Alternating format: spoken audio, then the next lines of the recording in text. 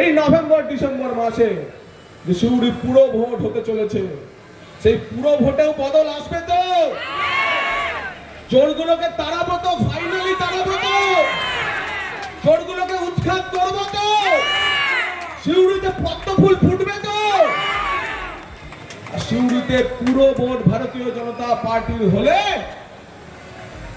পাড়ায় পাড়ায় উন্নয়নের জোয়ার বইবে, পাড়ায় পাড়ায় উন্নয়নের জোয়ার বইবে।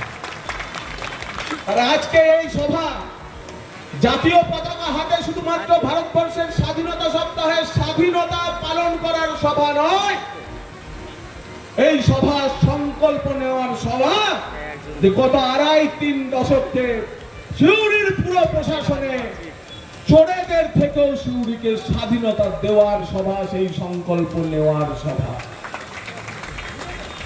এবং এই লড়াইতে ভারতীয় জনতা পার্টির প্রতিটি কার্যকর্তার সঙ্গে আজকে যারা উপস্থিত হয়েছেন তারা কাঁধে কাঁধ মিলিয়ে হাঁটবেন কিনা?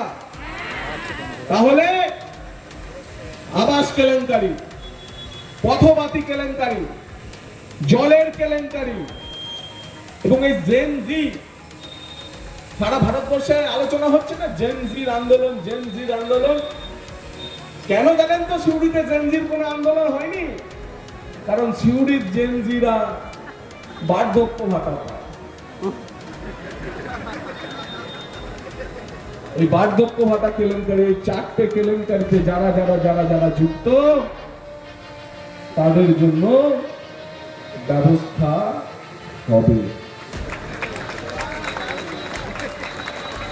গুটিয়ে আনা হচ্ছে তদন্ত, এক এক করে তদন্ত গুটিয়ে আনা হচ্ছে, কেউ ছাড় পাবে না। এবং সিউড়ি শহরে ভারতীয় জনতা পার্টির ঝান্ডা প্রতিষ্ঠা করার পর উন্নয়নে কিন্তু প্রত্যেককে সহভাগী হতে হবে। যে বিজেপি করবে তা না, নিজের পাড়ার কাজ, নিজের পাড়ার উন্নয়ন বিজেপির যেটা কাউন্সিলরদের থেকে বুঝে নেব, এই মনোভাব নিয়ে আমরা এগিয়ে যাব।